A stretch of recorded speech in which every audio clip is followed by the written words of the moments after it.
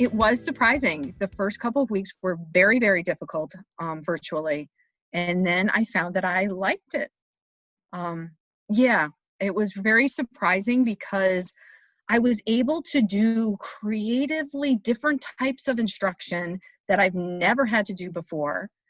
Create these videos and keep them engaging with kids so that I would sit here and talk to them like they were in front of me. I even got to a point, which I know is a little silly, but when we were home doing this virtually, I took a bunch of the stuffed animals from my daughter and I lined them all up so that I would have myself an audience in front of me. I know. But, and then I would show the kids what I was doing to let them know how much I miss them. And at the same time, they would email me and we'd go back and forth. So there was definitely some positives to it. Now coming back, because we're full in. So our school district is full in right now. And so that was an adjustment because we've gone from online, summer, and now full in. And the biggest challenge I would say is it's never the same. It's very, it's inconsistent. You walk in the building and your best intention on what you want to plan, and teachers are like that. We're planners. We like to kind of have our day lined up as to what we need to accomplish and do. And it doesn't necessarily, it can't go that way all the time. You don't know necessarily what's going to be thrown at you. There's changes all the time, in their world, in our community, and then in our school district. So it's kind of, you get it from all directions. And at the same time, you have these kids in front of you and you have to keep a positive attitude. You have to be as engaging as you can because everybody's wearing the masks. So it has to be more animated so that they're really seeing your enthusiasm. And I go to bed early. The kids have been great. Man, kids are very resilient. They're awesome. They really try. They try their hardest. It's very different, but you know what? Kids find a way to be kids. No matter what you put, they find a way to be kids. It was a lot of learning as you went. So, I mean, teachers, we were working at night. I was creating videos at 9:30. I was doing lessons on Sundays.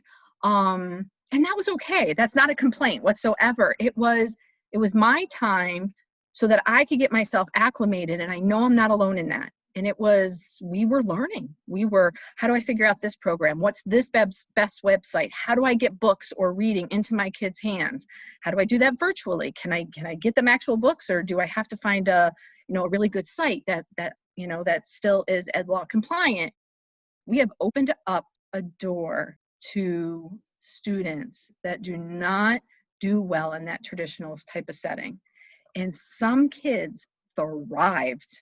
If you have a few students that that they really just rose to the occasion, then how do we make sure that we continue that in some way when we get back to our traditional ways of teaching? I don't want to lose the good, but every teacher takes the students from where they come to them and you help them to progress and move forward the best that you can. So I don't think that part's going to be any different. I think their background knowledge and experiences will definitely change how they view probably the world in school as they move forward, because they are gaining experiences that, for a lot of us, we can't even fathom what experiences they're getting, but they are gaining experiences. They are gaining, tools and strategies for growing as an individual. We can't partner and do things like that we would do 8 months ago. So we are trying to constantly think of ways to have these kids interact with each other, share stories, and do it in a safe way. So, I mean, we're experimenting a lot, and we use Zoom a lot, even within our school day, to try to, we've just came up with an idea because our older kids and our younger kids would match up to do writing shares with each other. And we're like, oh, we can't bring a class in with another class and do that. You have too many kids in the classroom and it's too close of proximity. But we can do Zoom and breakout rooms, which we never would have thought of that before, and so it does open up some opportunities. Teachers like to make sure they're doing things well. And, when you're wearing multiple hats, I think we put a little bit of pressure on ourselves. And I think the biggest thing that we have to do is, hey, it's, you do your best and forgive yourself a little bit. I worry sometimes that we're going to be more nervous to be close to each other. I hope not, because it's human nature. You want to be, that's what our nature is like. We want to be close to each other, but I think we'll get over that in some time. But I don't know, maybe more cautious about it. Hi, my name is Beth Flores, and I am a teacher at Taconic School. I am overseeing the library this year, and I am also a literacy coach.